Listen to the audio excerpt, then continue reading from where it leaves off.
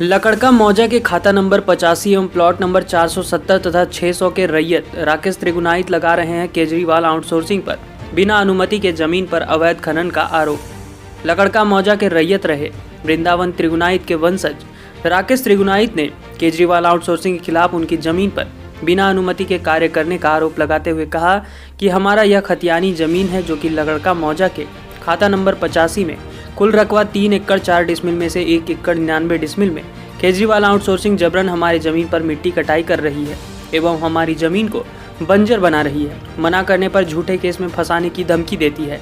कई बार हमारे द्वारा मना करने पर काम नहीं करने की बात कहती है और हमारे जाने के बाद पुनः मेरे जमीन पर अवैध खनन का कार्य आरंभ कर देती है। झारखंड सरकार एवं भारत कोकिंग कोल लिमिटेड से हमारी अभी इस जमीन से लड़ाई भी चल रही है, जो कि धनबाद न्यायालय से केस नंबर 38/2019 लंबित है। इस पर अभी कोई सुनवाई नहीं हुई, पर फिर भी आउटसोर्सिंग द्वारा उक्त जमीन पर अपने गुंडों के बल पर अवैध खनन का कार्य करा रही है। हमने इस संबंध में बीसीसीएल के उच्च पदाधिकारियों से पत्राचार भी किया है, जिस पर बीसीसीएल अपने लेटर में लिखकर ये स्वीकार किया है कि यह जमीन हमारे पूर्वज वृंदावन त्रिगुणाइत की ही जमीन है, पर फिर भी आउटसोर्सिंग के द्वारा जबरन हमारे जमीन पर अवैध तरीके से मिट्टी कटाई कर कोयले की निकासी करना चाहती है। इसका हमने कई बार विरोध भी किया, पर अपने गुंडों को भेजकर कार्य को प्रारंभ करवा देती है तथा हमें वहां से मजबूरन हटा दिया जाता है। और तो और हमारे उक्त जमीन पर एक तालाब भी है, जिस पर लकड़का 2, 3, 4 के लोग स्नान एवं अपनी पूर्ति के चीज करते हैं तथा जानवर भी उस तालाब में आकर पानी पीते हैं। उसको भी काटकर आधी से अधिक पानी को निकाल दिए हैं, जिससे ग्रामीणों को काफी दिक्कत होती है। इस कार्य से ग्रामीण भी खुश नहीं है। वहीं रैयत ने जिला प्रशासन से मांग की है कि जब तक न्यायालय में मामला लंबित है तब तक उक्त जमीन का मिट्टी नहीं काटा जाए। अगर हमारी उक्त बातें नहीं मानी जाती है तो लास्ट में हमें डीसी ऑफिस के सामने आत्मदाह करने के सिवाय कोई चारा नहीं बचता है। अगर ऐसी नौबत आती है तो इसकी सारी जवाबदेही केजरीवाल आउटसोर्सिंग की होगी। जरा परेशान है, किसी को कोई ना मुआवजा मिला है ना नौकरी मिला है। सिर्फ बीसीसीएल गलत तरीके से अपने गुंडों के द्वारा लगातार आउटसोर्सिंग को खनन करता हुआ मेरा करीब 50% से ज़्यादा ज़मीन।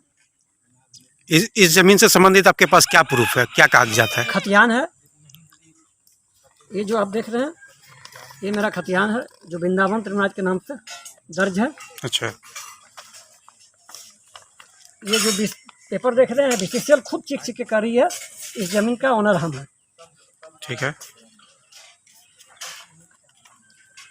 ये 2092 में है, जो मेरा चचा उस समय इस जमीन के लिए नौकरी के लिए लड़ रहे थे। ये बीसीसीएल के द्वारा दिया हुआ पेपर है।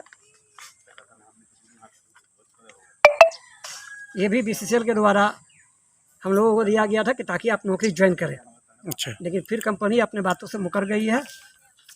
ये 2015 तक का अप टू डेट रसीद है जो हम झारखंड सरकार का लगान देते आ रहे हैं।